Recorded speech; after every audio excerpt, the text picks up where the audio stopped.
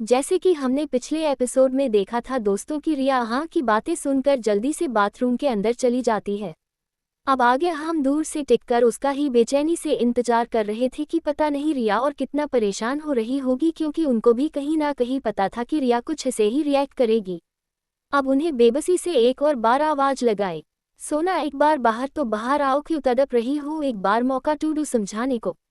सच में मेरा वैसा कोई इरादा नहीं था बच्चा, एक बार बाहर आओ, तुम्हारी तबीयत भी ठीक नहीं है, ज्यादा देर अंदर मत रहो, जाना अभी डॉक्टर के पास भी चलना है, जल्दी बाहर आओ, तुम्हारा बुखार अभी भी पूरी तरीके से कम नहीं हुआ है। हाँ बिल्कुल बच्चों की तरह रिया को लाड प्यार कर रहे थे। हाँ वैसे तो थी भी वो उनके लिए सबसे खास, पर क्या किस्मत को मंजूर है ये तो अब आगे पता चलेगा। तभी रिया जो अंदर अपना चेहरा पानी से धो रही थी, वो जब अहान को इतना प्यार से बोलते हुए सुनती है तो खुद को रोक नहीं पाती और जल्दी से बाथरूम का दरवाजा खोल देती है। जैसे ही वह दरवाजा खोलती है तो हाँ उसके सामने ही खड़े थे, आंखों में बेचैनी लिए। हाँ अब उसको अपनी बाहों में लेने के लिए एक कदम बढ़ते हैं, पर फिर वही रुक जाते हैं और पीछे मुड़कर कमरे से बाहर जाने लगते हैं। ये चीज़ रिया ने भी अपनी नम आंखों से देख ली, पर वो जल्दी से उनके करीब आकर उनके पीछे से कसकर हाँ को पकड़ लेती है। हाँ तो इस अचानक एक्शन से बिल्कुल सुन्न हो जाते हैं और जब उन्हें एहसास हो गई तो एक मिनट के लिए वो सुकून से अपनी आंख बंद कर लेते हैं। वो जल्दी से पीछे मुड़कर रिया को अपनी बाहों में कसकर पकड़ लेते हैं। दोनों को ये तो एहसास हो गया था कि उनका रिश्ता अब दोस्ती तक तो सीमित नहीं रह गया है, जबकि उससे आगे बढ़ गया है। दोनों अपनी तड़प एक दूसरे की बाहों में रहकर कम कर रहे थे। 5 मिनट यूं ही दोनों गले लगे खड़े रहते हैं, फिर दोनों धीरे धीरे अलग होते हैं और हाँ रिया के चेहरे को अपने दोनों हाथों में भरकर उसकी आंखों के आंसुओं को उसके गालों से साफ करते हैं। रिया भी एक समय तक उनको ही देख रही थी, तब भी हाँ बोलते हैं मुझे माफ़ कर दो, लेकिन वैसा कुछ भी नहीं था जैसा तुम सोच रही थी। आप जल्दी से तैयार हो जाओ, हमें डॉक्टर के पास जाना है। रिया अभी भी उनको एक तक गहरी निगाहों से देख रही थी, जिससे हाँ को समझ आ रहा था कि वो उनकी आंखों में कुछ पाने की कोशिश कर रही है, पर हाँ अभी इस वक्त उसको कुछ वैसा नहीं बताना चाहते थे। तो वो उसे अलग होकर बाहर की तरफ अपने कदम बढ़ा देते हैं, पर जब तक वो दरवाजे से बाहर जा पाते रिया उनका हाथ कसकर पकड़ लेती है। तो हाँ पीछे मुड़कर उसको सवाले या नज़रों से देखने लगते हैं। रिया उनके सामने आकर उनकी आंखों में आंखें डालकर बोलती है, नाटक बहुत अच्छा कर लेते हैं सनम, आप वैसे जो चीज़ से भाग रहे थे उसी पर आकर अटक गए हैं। आप चाह कर भी मुझसे कितनी भी नजरें घुमा लीजिए, आपकी सोना आपको ना समझ पाए तो क्या फ़ायदा आपकी इस सोने का। अहान रिया की बातें सुनकर एकदम रह गए थे। उनकी बॉडी फ्रीज हो चुकी थी, क्योंकि कभी भी रिया के मुंह से उन्होंने इतनी गहरी बातें कभी नहीं सुनी थी। और उसकी बातें वही थी जो अभी भी अहां के दिलो दिमाग में अपना कब्जा बना रही थी। अहां के कई दुश्मन थे, वो भी काफ़ी खतरनाक, क्योंकि माफिया वर्ल्ड में अपने कारिबों को बहुत हिफाजत से रखना बहुत ज़रूरी था, जिसे वो रिया को कभी खतरे में नहीं डालना चाहता था। इसलिए ये सब बेरुखी दिखा रह रहे थे, पर उन्हें भी समझ आ गया था कि ये अब तो मुमकिन नहीं हो सकता। वो कभी किसी से नहीं डरते, बल्कि उनके माफिया वर्ल्ड में उनका नाम काफ़ी मशहूर था, पर दुश्मन कहीं से भी खतरा मोड़ सकता है। वो रिया को हल्की सी भी खरोंच कभी अपने सपने में भी नहीं देना चाहते थी, पर अभी सही वक्त नहीं था रिया को ये सब बताने का। तभी वो रिया से अपना हाथ छुड़ाते हुए बोलते हैं, तुम जो भी बोल रही हो ना, वो मुझे बिल्कुल भी समझ नहीं आ रहा है, इसलिए अभी तुम तैयार हो जाओ, मैं नीचे तुम्हारा इंतजार करता हूँ। रिया उनकी तरफ बहुत ध्यान से देख रही थी, पर इस बार उसने अहान को नहीं रोका और अहान अब गेट बंद करके बाहर जा चुके थे। रिया खुद से ही कहती है, हो ना हो आप कुछ तो बहुत बड़ा प्लान कर रहे हैं मिस्टर देविल, जिससे मुझे झटका देने वाले हैं, पर आप कब तक अपने लफ्जों से झूठ बोलते रहेंगे, आंखें तो सच उगलवा ही देती है। अब वो जल्दी से तैयार होकर नीचे आ जाती है और अब रिया और अहान दोनों डॉक्टर के पास जाने के लिए निकल जाते हैं। रिया ने अहां को मना किया था कि वो अब ठीक है, पर अहां उसकी बात नहीं मानता है। थोड़ी देर बाद डॉक्टर से चेकअप करवा के अहां रिया को अब उसके घर ड्रॉप करने के लिए जैसे ही बोलते हैं तो रिया उन्हें तुरंत मना कर देती है और बोलती उसे भी ऑफिस चलना है। तभी यहाँ उसे घूरते हुए बोलते हैं कि ठीक है चलो, पर तुम आज पूरे दिन मेरे केबिन में ही रहोगी और वहीं से सारा काम ऑपरेट करोगी। बोलो चलना है तो रिया भी सोचती है कि घर पर अभी भी वैसे कोई नहीं है तो वो बोर हो जाएगी, इसलिए उसने सोचा कि ऑफिस में जाना ही सही रहेगा। अब वो दोनों ऑफिस के लिए निकल जाते हैं। रिया भी अहान के केबिन में ही अपना काम कर रही थी। थोड़ी देर बाद लंच ब्रेक हो जाता है। अब रिया बार बार अहान को ही देख रही थी, उसे अब भूख लगी थी उसने, और अहान ने सुबह से कुछ भी नहीं खाया था। हाँ तो ये बहुत समय रह जाता था खाए बिना, पर हमारी रिया को थोड़ी थोड़ी देर में कुछ न कुछ चाहिए ही होता था खाने को। वो हाँ को देख देख कर तरह तरह के मुंह बना रही थी और खुद में ही बहुत बोले जा रही थी। खड़ूस कहीं कि खुद को भूख नहीं लगती और मुझे भी भूखा रखा है, बस सबको अपनी देवल नजरों से डराते रहते हैं। अहान अब उसको एक नज़र देखते हैं और उसको कहते हैं, इधर आए मिस रिया। उन्होंने ये बहुत ही इंटेंस आवाज में बोला था, जिससे रिया थोड़ा सा डर भी जाती है, पर फिर भी वो धीरे से उठती है और अहां के सामने जाकर खड़ी हो जाती है। अभी अहां कुछ बोलते उससे पहले ही उनके केबिन का दरवाजा खटखटाया जाता है, तो वो एक गहरी सांस लेकर रिमोट से दरवाजे को खोल देते हैं। वहां पर एक पियोन था जो खाना लेकर आया था, वो खाना रखकर वहां से चला जाता है। जैसा कि हमने पिछले एपिसोड में देखा था कि रिया को भूख लगी थी और पियोन ने आकर केबिन में खाना रख दिया था। अब रिया को समझ आया था कि अहान ने पहले से ही उसके लिए खाना मंगवा दिया है।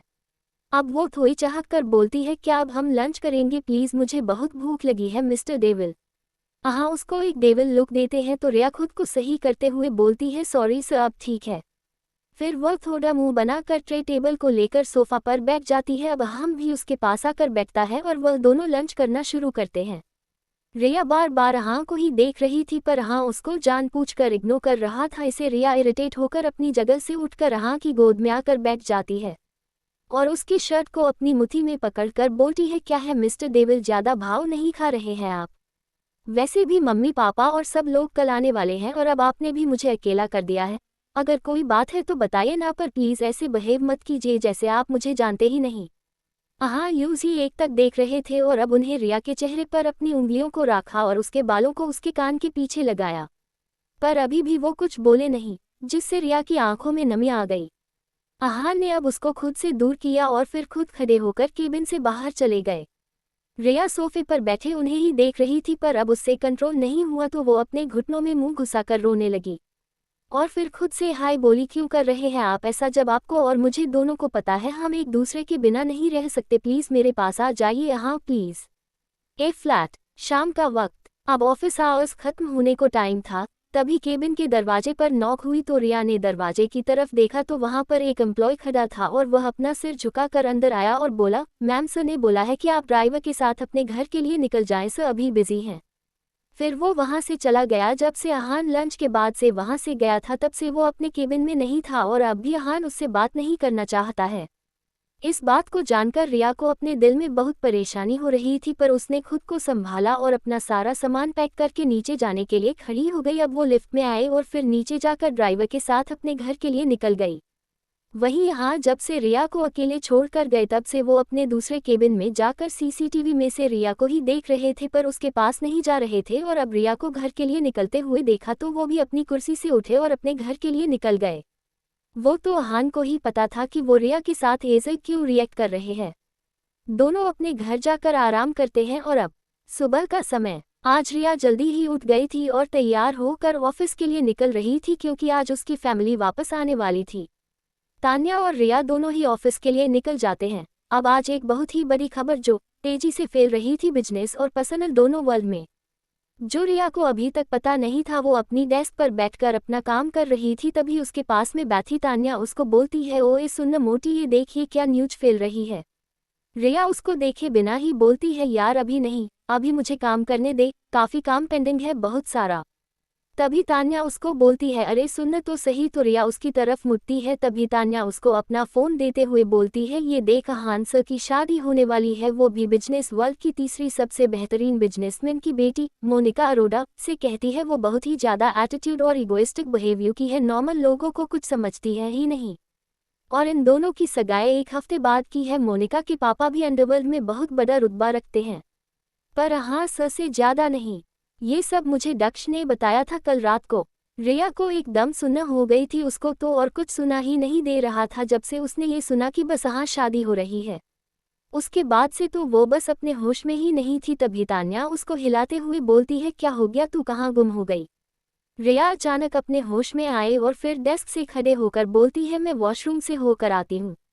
वो भागकर वॉशरूम में चली जाती है। वही तान्या उसको देख रही थी और फिर खुद से बोली कि इसको क्या हुआ, चलो जब आती है तब देखती हूँ। वे इस दक्ष कहाँ है, अभी तक सुबह से मिला नहीं इसको, तो मैं कॉल करती हूँ। फिर तान्या दक्ष को कॉल करके उसको अपने पास बुलाती है और वो दोनों कैंटीन में जाकर थोड़ी देर अपनी प्यारी प्यारी बातें करते हैं। तभी तान्या अचानक से बोली, डोडो अहान से शादी करने वाले हैं, ये सब अचानक कहीं ये कोई फेक न्यूज तो नहीं है ना। दक्ष जो उसके हाथों की उंगलियों को सहला रहा था वो तान्या की तरफ देखता हुआ बोलता है, नहीं तान्या ये बिल्कुल सच है, मुझे भी इसकी न्यूज़ सुबह ही मिल गई थी पर मुझे डिटेल में अभी ज़्यादा नहीं पता।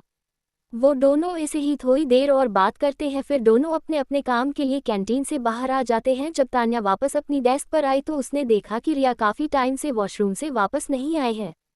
अब आगे रिया को ढूंढने के लिए अब तान्या वॉशरूम में जाती है, पर वहाँ रिया कहीं नजर नहीं आ रही थी। तभी वो बाहर आए और उसने वहाँ से जाते हुए एक लड़की से पूछा तो उसने बोला कि मैं अभी तुम्हारे पास ही आ रही थी। तान्या वो रिया ने बोला कि उसकी थोड़ी तबीयत ठीक नहीं लग रही थी तो वो अपने घर जा रही है, तुम उसका सामान ले जाना। अब तान्या को रिया की चिंता हो रही थी, वो भी तुरंत वहां से निकल गई और अपना और रिया का दोनों का सामान समेटकर जल्दी से बाहर कैब में बैठकर जल्दी से रिया के घर के लिए निकल जाती है। वहीं दूसरी तरफ रिया जो अभी एक पार्क में बैठी थी, अभी शाम के लगभग 7 बजने को आ गए थे, अंधेरा हो रहा था धीरे धीरे आसमान में, और एक बेंच में बैठकर अपने ही ख्यालों में घूम थी। उससे अभी किसी की भी परवाह नहीं थी, बहुत से कॉल उसके घर वाले कर चुके थे। वही रिया के घर पर अब सबको और टेंशन हो रही थी, क्योंकि रिया बिना बताए ऐसे कभी नहीं जाती थी, वो किसी न किसी को तो इन्फॉर्म कर ही देती थी। तभी दरवाजे पर कदमों की आहट होती है, सब लोग अभी हॉल में ही बैठे थे और सामने गेट से यहाँ अंदर की तरफ आ रहे थे। सब लोग तुरंत अपनी जगह से खड़े हो गए। अब यहाँ सब लोगों के सामने आकर खड़े हुए और सबको ग्रीट करके बैठे तो उन्होंने नोटिस किया कि सबके चेहरे पर परेशानी है, तो उन्होंने पूछा कि क्या हुआ, कुछ प्रॉब्लम। तभी प्रेरणा यहाँ के पास आकर उसको बोलती है, भाई रिया पता नहीं कहाँ चली गई है, हम बहुत देर से ट्री कर रहे हैं पर उसका कुछ पता नहीं चल रहा है। तान्या ने बताया कि वो ऑफिस से पहले ही निकल गई थी, बिना कुछ बताए, और अभी तक घर भी नहीं पहुंची नहीं है, आप प्लीज पता लगाए ही ना। ये सब सुनकर तो अहाँ को अपनी धड़कनें जैसे रुकती हुई महसूस हो रही थी। उसने तान्या से पूछा, तुमने मुझे पहले क्यों नहीं बताया। तान्या से तुरंत बोल कि भाई मैं आपको बताने के लिए कॉल करने ही वाली थी कि जब तक माँ का कॉल आया कि आप यह अपनी एंगेजमेंट के लिए इनविटेशन देने आ रहे हो यहाँ। अहाँ खुद को थोड़ा काम करते ही बोलते हैं, आप चिंता नहीं कीजिए, मैं अभी पता लगवाता हूँ, और तुरंत बाहर की तरफ जाने लगे। तभी रहा अहाँ को रोकते ही, बाद है मैं भी चलता हूँ भाई आपके साथ। अहाँ ने बस अपना चेहरा हाँ में हिला दिया। अब वो दोनों गाड़ी में बैठकर वहां से निकल गए। अब अहाँ तुरंत दक्ष को कॉल करते हैं और बोलते हैं, अभी के अभी रिया की लास्ट लोकेशन ट्रैक करो और मुझे जल्दी से जल्दी बताओ कि रिया कहाँ है, वरना आज ही अपनी जान निकलवाने के लिए तैयार रहना। ये तुरंत बोलकर उन्होंने कॉल डिस्कनेक्ट कर दिया। वही दक्ष जो अभी शॉवर लेकर बाहर ही निकला था, जब उसने हाँ की ऐसी बात सुनी तो वो 2 मिनट तो सुन नहीं हो गया, फिर उसे एकदम से होश आया कि यहाँ से उसे का दिया है। वो जल्दी से अपने कपड़े पहनता है और अपने का पर लग जाता है। उसे इतना तो पता चल गया था कि हाँ अभी अपने आप से बाहर जा चुके हैं, क्योंकि वो बहुत कम ऐसे बात किया करते थे। उसने तुरंत का करके रिया की लोकेशन निकाल ली और फिर यहाँ को भेज दी, वही यहाँ जो अभी तक तो फिर भी खुद को शांत किए हुए थे, पर अब उनको बहुत तेज गुस्सा आया और उन्होंने अपने हाथों की मुट्ठी बनाकर तेज से के शीशे पर मारी तो वो खिड़की का ग्लास 1 मिनट में चूर चूर हो गया और अहाँ के हाथों से खून निकालने लगा। वही उनके पास में बैठा रेहान जो अभी फोन पर किसी से बात कर रहा था, वो तुरंत आवाज सुनकर अहाँ तरफ देखता है तो वो भी शॉक हो जाता है। वो तुरंत बोलता है, भाई ये क्या, पर वो आगे कुछ कहता उससे पहले ही यहाँ उसको अपना हाथ दिखा देते हैं और तुरंत गाड़ी से नीचे उतर जाते हैं। तभी उनके फ़ोन में नोटिफिकेशन आता है, दक्ष ने उन्हें लाइव लोकेशन भेजी थी। अब हाँ दूसरी गाड़ी में जाकर उसकी ड्राइविंग सीट पर बैठ जाते हैं और बिना किसी को कुछ बोले वो वहाँ से निकल जाते हैं। दूसरी तरफ रिया बेंच से अब उठकर गार्डन के बाहर की तरफ जाने के लिए अपने कदम बढ़ाती है, तभी उसका पैर लखा जाता है और उसके सामने अंधेरा छाने लगता है। वो जब तक जमीन पर गिरती उससे पहले 2 मजबूत हाथ उसको उसकी कमर से संभाल लेते हैं। रिया की आंखें जो बंद हो रही थी, वो जब अपने सामने अहाँ को देखती है एक दर्द भरी हंसी अपने चेहरे पर लाती है और धीरे से अपने हाथ को अहाँ के चेहरे पर लाती है और उनकी आंखों में देखते हुए बोलती है, कॉन्ग्रेचुलेशंस मिस्टर डेविल। और ये बोलते ही वो अहाँ की बाहों में बेहोश हो जाती है। अहाँ जो उसको ही संभाल रहे थे वो अब उसको तुरंत अपनी बाहों में उसको उठा लेते हैं और फिर अपनी गाड़ी की ओर अपने कदम बढ़ा देते हैं। और अचानक ही वो रिया को ध्यान से देखते हैं तो उसका चेहरा पूरा आंसुओं में लग रहा था। हालांकि उसके आंसू अब सूख चुके थे, पर उसके गालों पर वो अभी भी निशान बनकर दिखा रहे थे। अब आहा ने अपना दिमाग लगाया कि रिया ने उनको अभी अभी कॉन्ग्रेचुलेशंस बोला था, इसका मतलब रिया को सब पता चल गया है।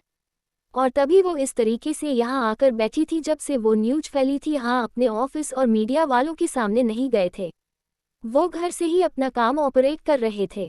अब उनको खुद पर ही गुस्सा आ रहा था कि क्यों उन्होंने पहले रिया को ये बात नहीं बताई। पर अब वो जल्दी से बैक सीट का दरवाजा खोलते हैं और रिया को वह पर एक से लिटा देते हैं।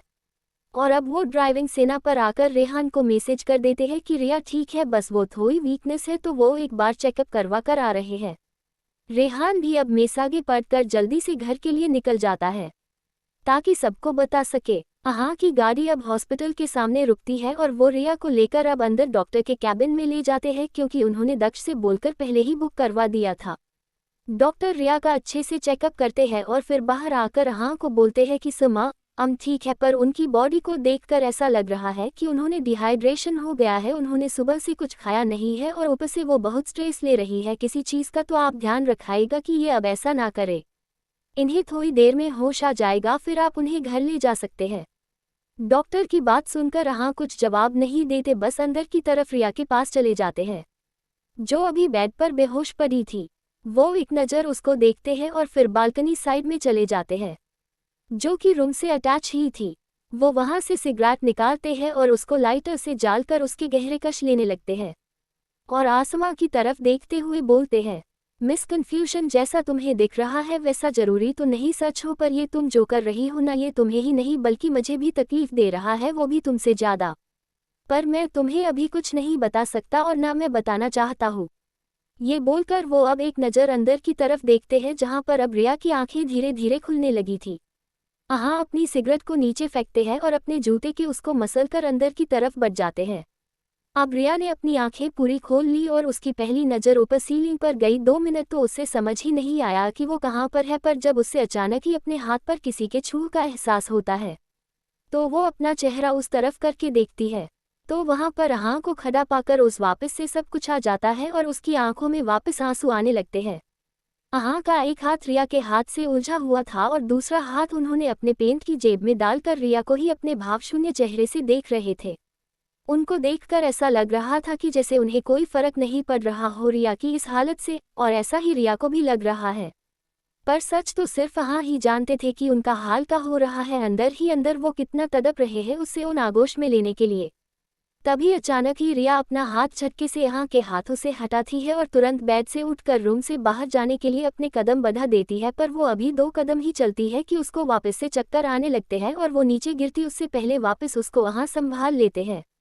आहा और रिया दोनों एक दूसरे की आंखों में देख रहे थे, तभी आहा उससे नीचे झुककर अपनी गोद में उठा लेते हैं। अभी तक ना आहा ने कुछ बोला था और ना ही रिया ने, पर अब रिया उनके बाहों में खुद को छुड़ाने की कोशिश करती है, पर आहा उसको एक आईब्राउ उठाकर देखते हैं तो रिया तुरंत शांत हो जाती है। अब आहा उसकी तरफ एक नज़र देखते हैं और बाहर अपनी गाड़ी की तरफ अपने कदम बढ़ा देते हैं। वही ड्राइवर जिसको आहा ने बुला लिया था वो अब बैक सीट का दरवाज़ा खोल देता है और आहा रिया को सीट पर बिठाकर खुद भी उसके साथ बैठ जाते हैं। ड्राइवर भी जल्दी से अपनी सीट पर बैठकर गाड़ी स्टार्ट कर देता है। आहा उसको कुछ इशारा करते हैं तो ड्राइवर तुरंत गाड़ी का पार्टीशन लग जाता है, जहां आगे वाले सेना पर बैठे शख्स को कुछ भी पीछे का दिखाई या सुनाई नहीं देगा। तभी पीछे आहा जो खुद को अभी तक कंट्रोल करके बैठे थे वो रिया को झटके से अपनी गोद में खींच लेते हैं और उसके चेहरे को अपने चेहरे के करीब करते ही उसके होठों पर अपने होठ रख देते हैं। रिया जो अभी अपने ही ख्यालों में घूम थी उसको अचानक इस तरीके की एक्शन की उम्मीद ही नहीं थी। वो तुरंत आहा के कंधों को अपने हाथों से दूर करने की कोशिश करती है, पर आहा को तो कोई फर्क ही नहीं पड़ रहा है। वो तो रिया के कभी ऊपर लिप को सक करते तो कभी लोअर लिप को, पर रिया उनको कोई रिस्पॉन्स नहीं दे रही थी। तभी आहा ने अपने हाथ जो अभी तक रिया के चेहरे पर रखे ही था उनको उन्होंने रिया की कमर पर के जाकर एकदम से रिया की कमर को जोर से दबाया तो रिया की हल्की सी आह निकली जिससे उसका मुंह खुल गया और अब आहा उसके पूरे मुंह को अच्छे से एक्सप्लोर करने लगते हैं। रिया भी धीरे धीरे आहा में खोती जा रही थी, उसने भी अब आहा को पीछे करना छोड़ दिया था और अब उसके हाथ आहा की शर्ट पर कस गए थे। तकरीब 10 मिनट बाद जब रिया को सांस लेने में दिक्कत होती है तो आहा धीरे से रिया को खुद से अलग करते हैं और उसके बालों को अच्छे से पीछे करने लगते हैं। रिया जो अभी हाँ को ही देख रही थी और अपने सांसों को भी नॉर्मल कर रही थी, तभी उसके कानों में हाँ की आवाज़ आती है। आइंदा अगर बिना बताए कहीं पर जाने का सोचा भी तो तुम सोच भी नहीं सकती मिस कन्फ्यूजन कि मैं क्या करूँगा तुम्हारे साथ। ये तुम्हारी आखिरी गलती होगी जिसे मैं नज़रअंदाज कर रहा हूँ, सोना। रिया हाँ की बात सुनकर व्यंग्य से मुस्कुराती है और उनकी आंखों में देखकर बोलती है, कितनी अजीब बात है मिस्टर हाँ कपूर की आपको मेरी हर एक चीज़ की खबर है और मुझे आपकी ज़िंदगी की इतनी बड़ी बात कि आप शादी कर रहे हैं वो भी मुझे न्यूज़ और दूसरे लोगों से पता चल रही है। Well congratulations for your wedding and एक और चीज़, आप मेरी लाइफ से अब जितना दूर रहेंगे उतना अच्छा रहेगा क्योंकि मैं खुद को संभाल लूँगी। आप अपनी होने वाली बीवी के बारे में सोचिए। फिर वो थोड़ा सोचने का नाटक करते हुए बोलती है, हाँ क्या नाम था उनका, मिस मोनिका अरोड़ा या, और ये बोलकर वो हाँ की गोद से उठ जाती है और तुरंत उनसे दूर होकर दूसरी तरफ बैठ जाती है। हाँ जो रिया की बात सुन रहे थे उनको रिया पर अब बहुत गुस्सा आ रहा था। जब उन्होंने उससे अपनी शादी की कोई बात नहीं की थी तो उसको क्या ज़रूरत थी ये बकवास करने की। वो जोर से उसी हाथ से वापस जिनसे उन्होंने पहले भी अपने हाथ पर चोट पहुंचाई थी सीधा कांच पर मार देते हैं। उनके घाव में से अभी ढंग से खून रुका भी नहीं था और वापस तेजी से वापस खून बहना शुरू हो जाता है। रिया जो अभी खिड़की के बाहर देख रही थी वो जब अचानक कांच टूटने की तेज आवाज़ सुनती है तो वो अपनी ही जगह पर बैठी बैठी कांप जाती है। वो तुरंत हाँ की तरफ देखती है जो कि पीछे सीट पर अपना सिर टिकाकर आंखें बंद करके बैठे थे। उनका एक हाथ सीट के पीछे टिका हुआ था और दूसरा हाथ उनका वही खिड़की पर रखा हुआ था जिसमें से तेजी से खून निकल रहा था। जब रिया उनके हाथ को देखती है तो उसकी आंखें फैल जाती है।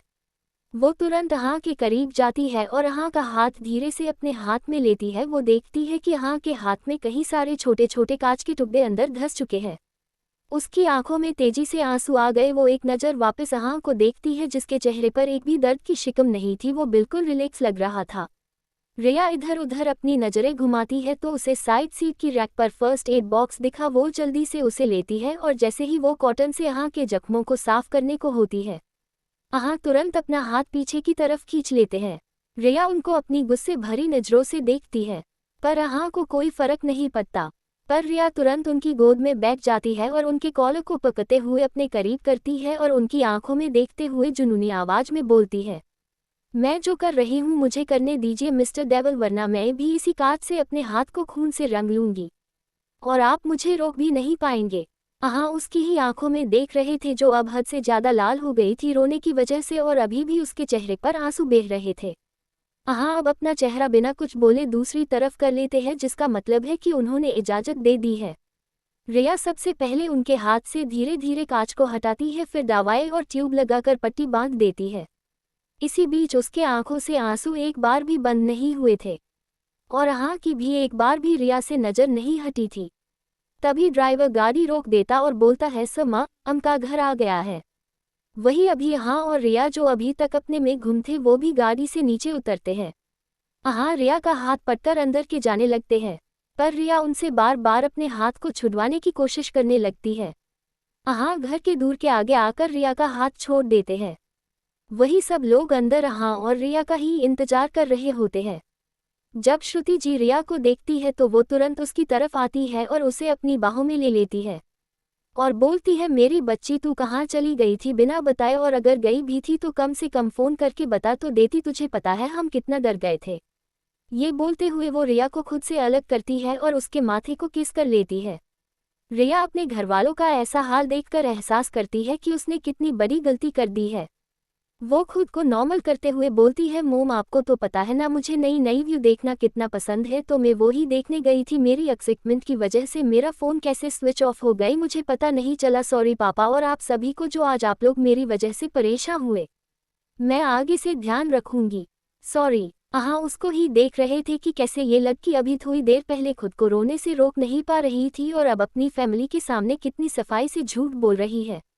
अब सब अंदर आ जाते हैं और सोफे पर बैठ जाते हैं। अब हाँ भी थोड़ी देर बाद अपनी जगह से उठते हैं और रमन जी को देखते ही बोलते हैं, एक्चुअली अंकल मुझे निकलना होगा, अब मुझे थोड़ा इम्पोर्टेंट काम है।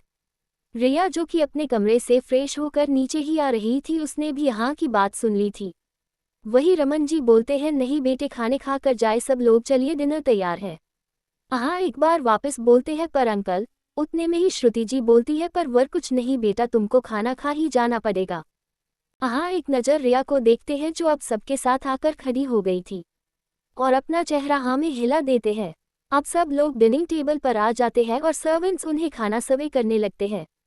वही हाँ और रिया एक दूसरे के आसपास बैठे थे। अब हाँ के खाना खाते वक्त ही नीचे से अपना हाथ रिया के हाथ की तरफ बढ़ाया और उसके हाथ को अपनी उंगलियों में उलझा लिया। रिया जो मस्त अपना डिनर कर रही थी, अब हाँ के हाथ पकने से वो हाँ को चुपके चुपके देखने लगती है। टाफ वो नोटिस करती है कि हाँ की हाथ की चोट की वजह से वो ढंग से खाना नहीं खा पा रहे हैं और खा भी रहे हैं वो भी थोड़ा थोड़ा। अब रिया भला अपना डिनर कैसे कर सकती है। तभी रमन जी हाँ को देखते हुए बोलते हैं, हाँ बेटा, प्रेरणा बोल रही है कि वो कल आएगी आपके घर। वैसे तो आप उन्हें आज ही लेने आए थे पर अब आज ऐसा सब हो गया तो इसीलिए। और बच्चे, आपकी एंगेजमेंट की तैयारी कैसी चल रही है। जैसे ही रिया ये बात सुनती है उसको अपने अंदर वापस कुछ टूटा हुआ महसूस होता है। वो अब जल्दी से अपना हाथ हाँ से छुड़वाने की कोशिश करती है पर हाँ ने अब उसके हाथों को और अपने हाथों में कस लिया था। अब वो थोड़ा नॉर्मल होते हुए रमन जी को जवाब देते हैं, सही चल रही है अंकल और कोई बात नहीं प्रेरणा, भले तुम कल आ जाना। बच्चा रिया से अब उधर बैठा भी नहीं जा रहा था। वो अपनी जगह से उठी और बोली, मेरा हो गया, मैं अपने रूम में जा रही हूँ। वो जल्दी से अपने कमरे में चली जाती है और हाँ भी उसे ही पीछे से देख रहे थे। थोड़ी देर बाद अब हाँ सबको बाय कहकर अपनी गाड़ी की तरफ बढ़ जाते हैं। वो जैसे ही गाड़ी के अंदर बैठते हैं वो बिना दूसरी तरफ देखे बोलते हैं, अब का तुम्हारा कपूर हाउस चलने का प्लान है का। Miss confusion. रिया जो उनके पास ही बैठी थी वो इस बात से शॉक थी कि यहाँ को कैसे पता कि वो उसकी गाफे के अंदर आकर बैठी है, वो भी बिना देखे, क्योंकि यहाँ के कार के डोर्स भी ब्लैक ग्लास के हैं। पर वो अब इन सब बातों को साइड में रखती है और अपने हाथ में जो टिफिन लाई थी खाने का उसे खोलती है। हाँ अब उसकी तरफ अपना चेहरा करके बोलते हैं, तुम्हें शायद याद नहीं है पर मैंने अभी थोड़ी देर पहले ही डिनर किया है। रिया हाँ की तरफ ही देख रही थी और उससे ये भी पता चल गया था कि हाँ उससे गुस्सा है पहली वाली बात से, तभी तो वो उससे सोना नहीं बुला रहे हैं। पर तभी भी वो कुछ नहीं बोलती, बस एक खाने का बाइट बना के हाँ के मुंह के आगे कर देती है। हाँ भी अब उसको कुछ नहीं बोलते, बस अपना मुंह खोल देते हैं। अब जैसे ही रिया उनको दूसरा बाइट खिलाने लगती है, हाँ उसके हाथ को पकड़कर रिया के मुंह के सामने कर देते हैं। रिया बोलती है, मिस्टर डेविल, मैंने खाना खा लिया। हाँ भी उसकी आंखों में देखते हुए बोलते हैं, ये मुझे भी पता है कि तुमने कितना खाना खाया है और तुम्हें भी। अब रिया कुछ नहीं बोलती, बस अपना मुंह खोल देती है। अब दोनों ऐसे ही खाना खाते हैं। थोड़ी देर बाद रिया अब गाड़ी से बाहर निकलने लगती है पर हाँ उसको कमर से कसकर पकड़ लेते हैं।